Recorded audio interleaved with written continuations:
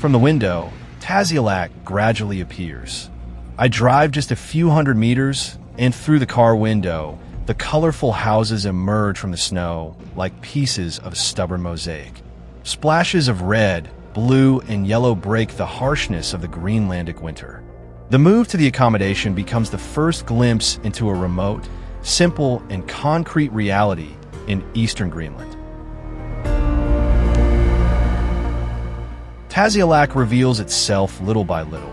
Sloping roofs, clothes hanging out to dry in the wind, and the bay motionless, imprisoned by the pack ice. Here, spring is still an abstract concept, the community suspended between granite peaks and a sea waiting to become liquid again. Welcome to East Greenland, where time follows the rhythm of the ice.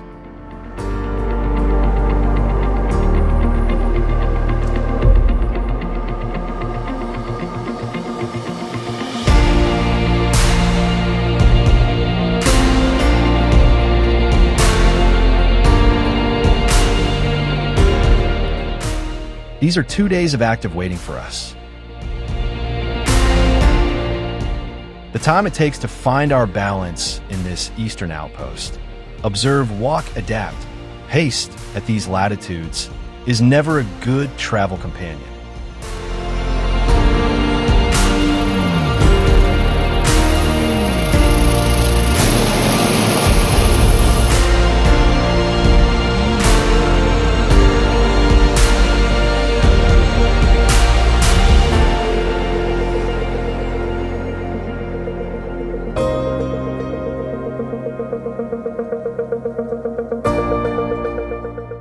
In the center of Tasiilaq, the classic signpost indicates routes and distances. There's Tasiilaq, the gateway through which we flew in, and then Tasiilaq, our destination. It's only 32 kilometers away, but we'll cover it by sliding on the snow, relying on the strength of the dogs and the rhythm of the sleds, just like it's always been done around here. Among the colorful geometries of Tasiilaq, the gaze falls on the details that break the monotony of white. Every corner, every facade tells a story of adaptation to these latitudes. Small traces of an existence where the order of European villages meets the unpredictability of the Arctic. Among the supermarket aisles, Arctic daily life shows us its most concrete face. Next to the basic necessities, there is the weapons section. Here, a rifle is not a symbol of violence, but an essential survival and hunting tool. A common object in a land where nature still imposes its conditions. In front of the supermarket, even the parking lot reflects the nature of the area. Alongside the cars, there are snowmobiles, quads, and jeeps. Sometimes even a bulldozer appears.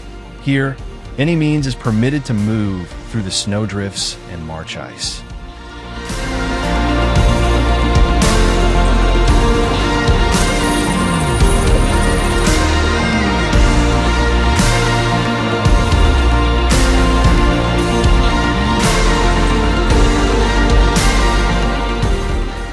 We're lucky. Today, Tasiilaq welcomes us like this. A clear sky casts a deep blue over the white of the frozen fjord.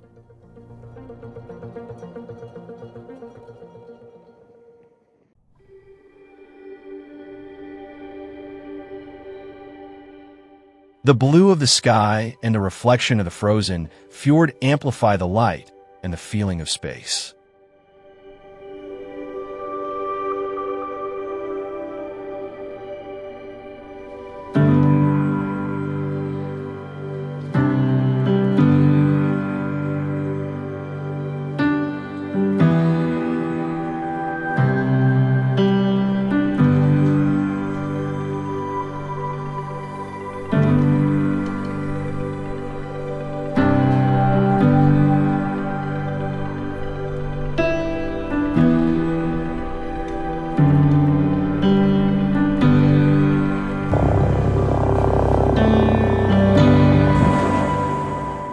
We move towards the outskirts of Tasiilaq, along the banks of the fjord. This is where the sled dog teams rest. It will be the first contact with the companions who will guide us on the ice. Moving your gaze towards the fjord, the scene is astonishing. Dozens of motionless boats deprived of their natural element. Without any bodies of water, the boats become an integral part of the mountain landscape, trapped in a long hibernation of the Arctic winter.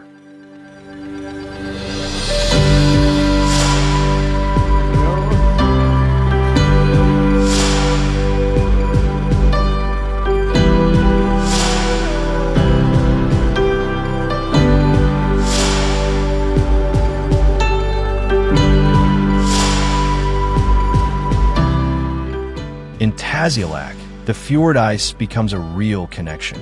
In March, the fjord is still a natural trail, and it is strange to think that under the weight of those vehicles there's not dry land, but the deep sea.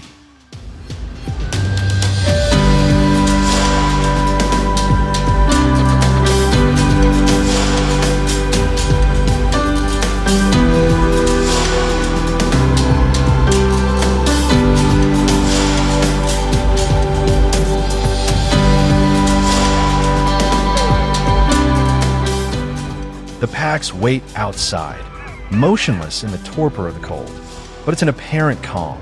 The arrival of the musher is enough to ignite the enthusiasm.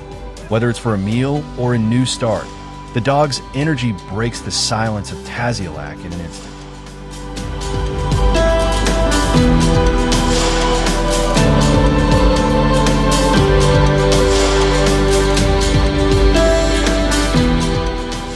Although we have been advised to be cautious, the desire for contact wins over prudence. We know these are working animals, born for the ice, but when faced with certain looks, it's impossible not to give in to the temptation of a cuddle. A small break from the rules that brings us closer to the new traveling companions waiting for us in the snow.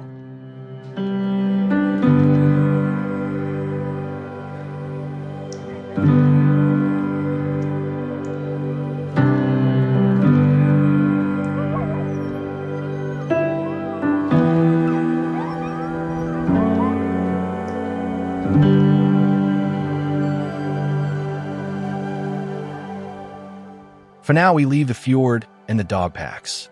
We will return tomorrow to dedicate the time this place deserves. Now the call of the Blue House is felt, a warm refuge where a dinner prepared with passion by our chef awaits us.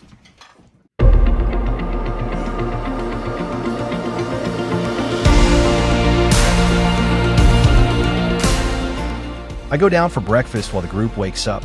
Among the local flavors, a surprise appears. A jar of Nutella, a small daily luxury that you don't expect to find at these latitudes, but which makes waking up decidedly sweeter.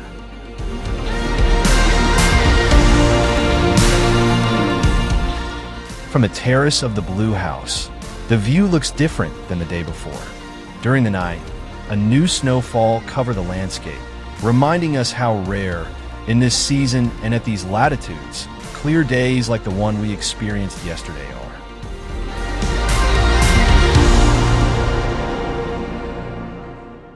On our second day in Tasiilaq, we continue the acclimatization process. We walk the same streets again, beginning to recognize angles and perspectives, and we move along paths that are becoming increasingly familiar to us. Along the way, we stop in front of an outdoor photographic installation. These are the shots of Carsten Egevang, the Danish photographer who was able to capture the deepest soul of Greenland. A tribute to this land signed by one of its greatest interpreters in a gallery without walls that defies winter.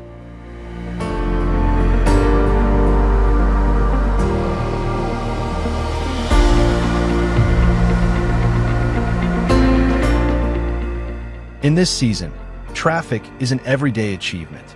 Observing life in Tasiilaq, one immediately realizes how fragile the balance of connections is. Here, road maintenance is not an exceptional event, but a daily routine, the only defense against the unstoppable accumulation of snow.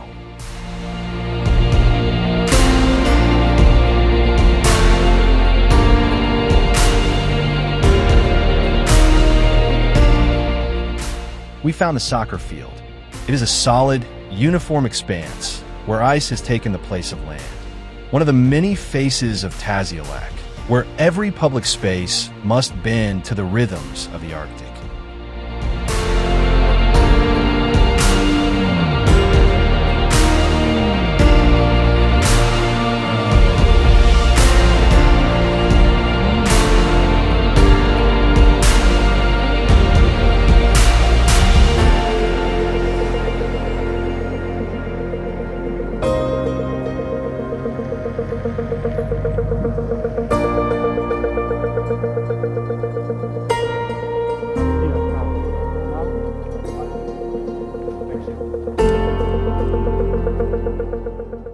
Next to the houses, you often see the remains of cars and snowmobiles.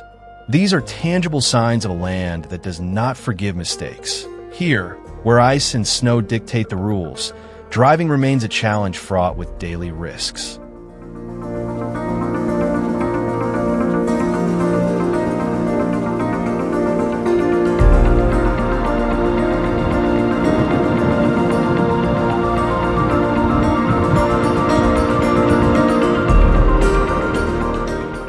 On the external walls of the houses, the March wind performs an ancient rite. Rows of fish hanging to dry in the freezing air reveal an unbreakable bond with the sea. Their stockfish hung to dry in the pale winter sun.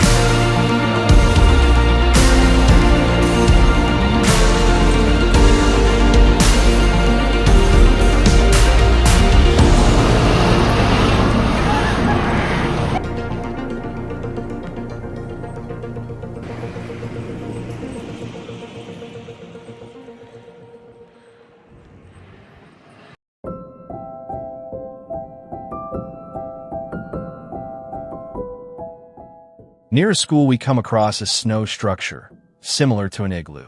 It's unclear whether it serves as a play area for children or simply as shelter from bad weather, but it makes the perfect setting for a photo with a child.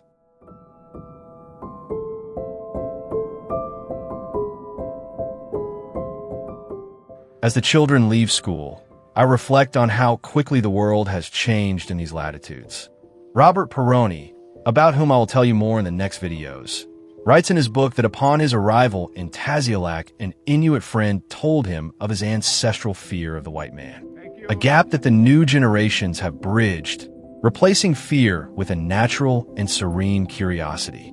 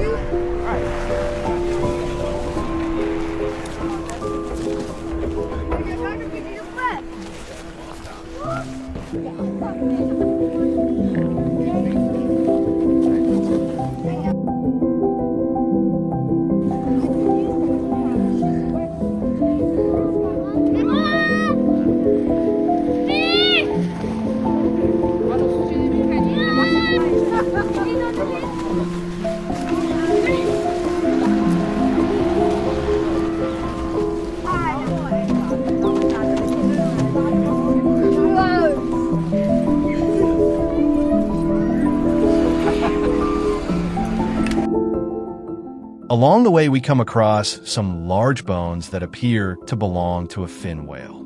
These remains are also part of the everyday landscape in these regions.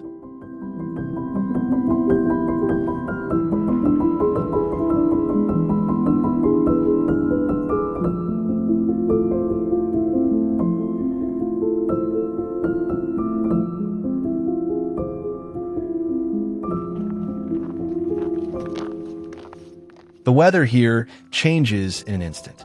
Now the snow is falling steadily, forcing a stop. We return for lunch, letting the weather take its course, in the hope of a milder afternoon.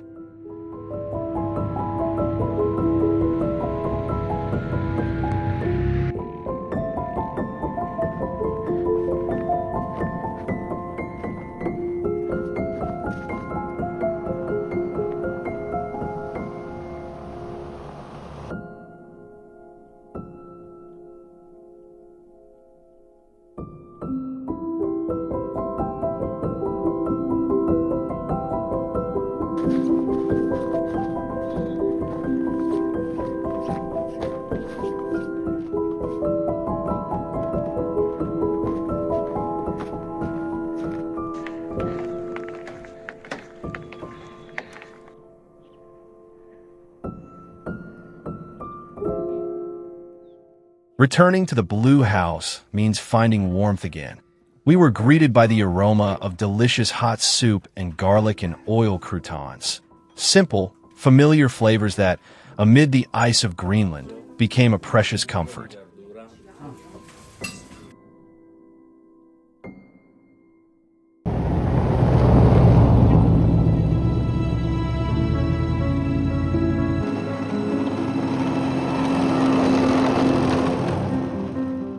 Fortunately, the weather conditions improved quickly after lunch.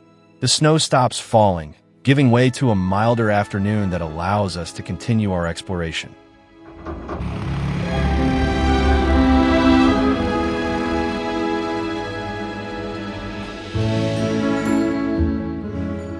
In Tasiilaq, the harsh climate is just the backdrop to normality. Life goes on unperturbed. People meet, work, and inhabit the ice with a trust that has grown over generations. Where we see a challenge, Inuits see everyday life, an absolute calm, born to resist and endure among the Arctic snows.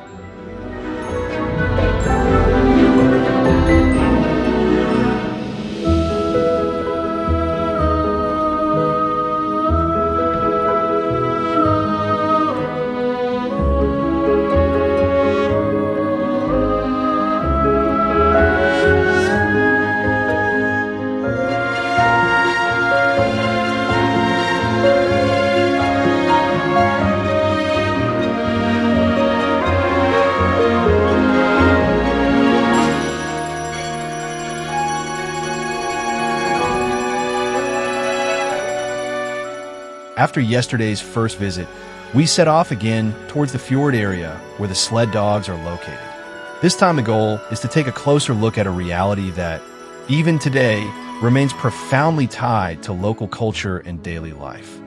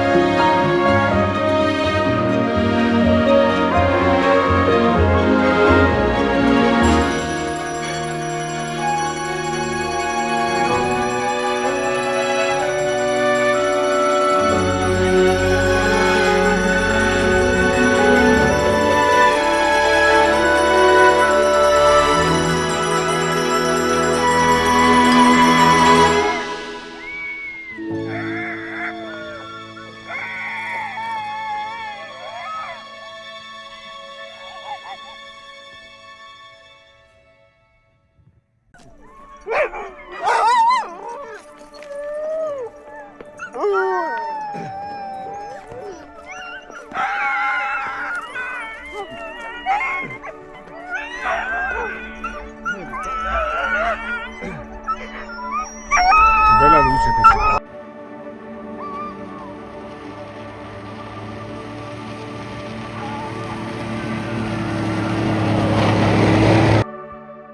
In the wetsuit area, the atmosphere is one of expectation and apparent calm.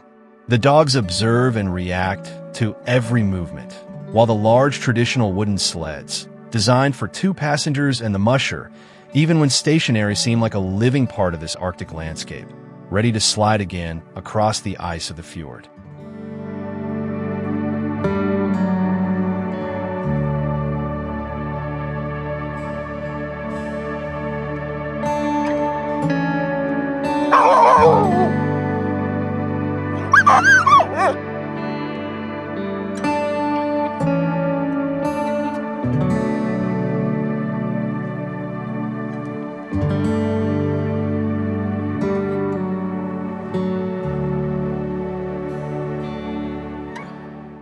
The gaze inevitably gets lost towards the mountains that surround the fjord.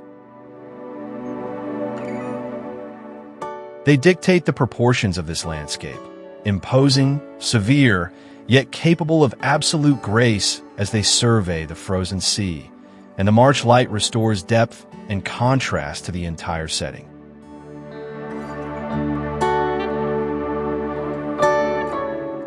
On the solid waters of the fjord, the wading wetsuits draw vivid geometries in the pure white. This is the most authentic face of Tasiilaq, a synergy between life and frost that offers a vision of rare intensity capable of recounting all the solitary beauty of the Arctic.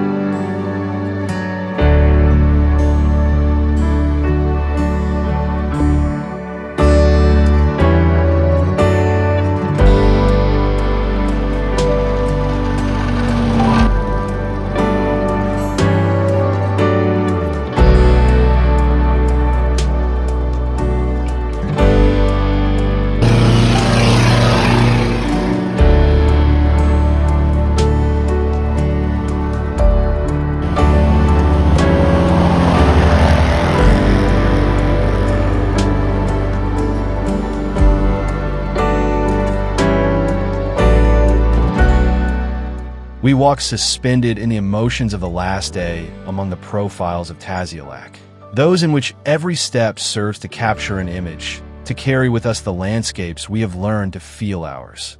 Awaiting us is a final return to the blue house and the warmth of a dinner that already evokes memories.